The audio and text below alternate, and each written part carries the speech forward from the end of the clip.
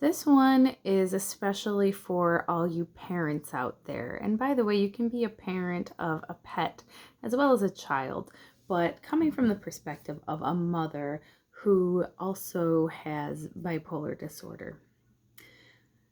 Being a parent and being a mama, being that one person that can really soothe your baby, no matter how old your baby is a sacred duty. My autofocus is doing something weird. So I have a 2-year-old who has been under the weather this week, and in a particularly fussy moment, he wanted mama to pick him up, and I did. And my husband offered to pick him up, and my son said no. And my husband commented on something like, I'm sorry, like, this is such a hard thing for you. Like, it's so, like, it's, I don't know what it is about mama, like this kind of burden was how I was hearing it. And I said to him, I am blessed. This is a sacred duty. I said, mama is home. And for some children, and certainly compared to someone else, Dada is home too. There is or grandma or grandpa or a favorite caregiver. The point being that, sometimes, and even with a pet, I have a friend whose animal is just clingy and just pick me up, meow meow, and dude, sometimes it's a bother. And yet, when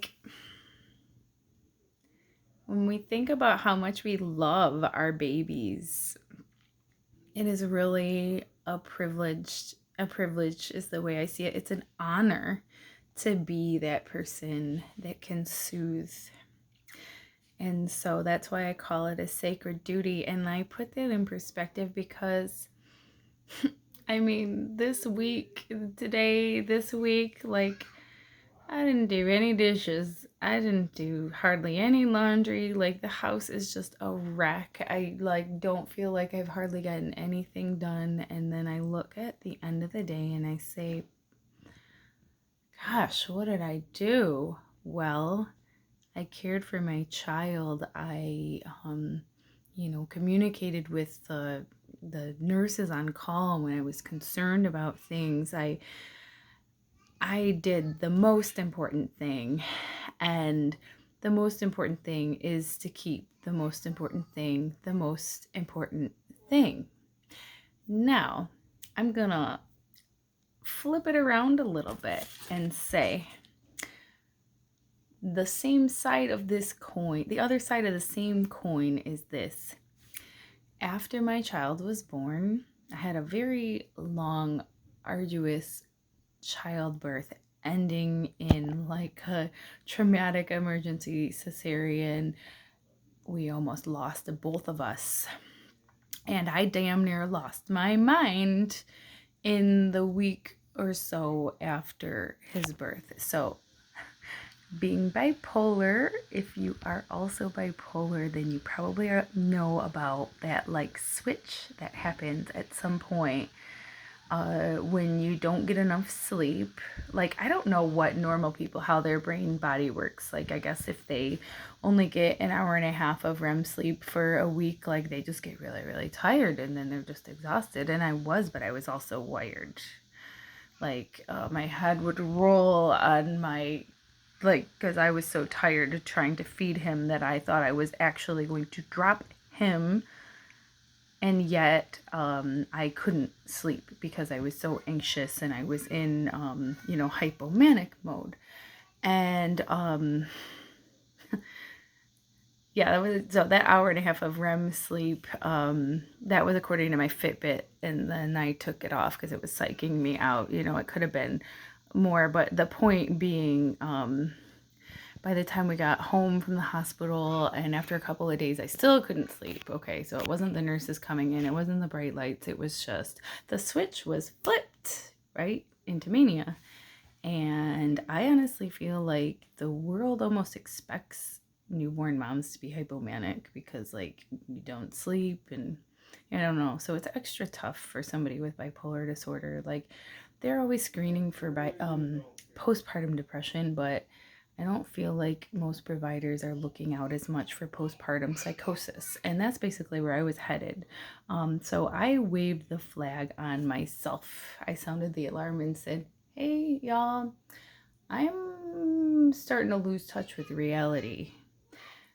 That's not something that other people necessarily notice. And thank God, actually, I had been through that before. So I knew some of the signs, which can be extremely subtle and deceptive, as one might imagine, when you start to lose touch with reality and start to trend towards psychosis, right? Because, like, usually, like, if you're psychotic, you don't know it because you lost touch with reality. So, anyway, at that time, in that instance, I had to allow others to care for my child, my newborn baby, people that I trusted, thank God, my husband, parents, aunties, because I had to care for myself. I had to get the care for my brain, my body, not only healing from surgery and losing a ton of blood and having like the world's worst lymphedema and then like extreme anxiety, hypomania, mania, borderline psychosis, right? And super high blood pressure to boot. I ended up having to go into the hospital triage, and then they kept me overnight for my blood pressure. So when my son was like a week and a half old, I was away from him. That was difficult, but that was what I had to do in that instance. Even though mama is mama, mama ain't mama if mama ain't sane or ain't healthy or ain't alive. So again, I see that's like two sides of the same coin. And I think it's like you gotta be self-aware. You gotta have people in your life that can also help hold you accountable if you are not self-aware. And even if you are, like, to give you that feedback and like, just that you can just report to. Like I was reporting to my family. I was writing down the meds I was taking and my blood pressure readings. Like I've been through this a couple times, not to like brag or whatever, because it was hard. It was hard, but I had to use all my tools.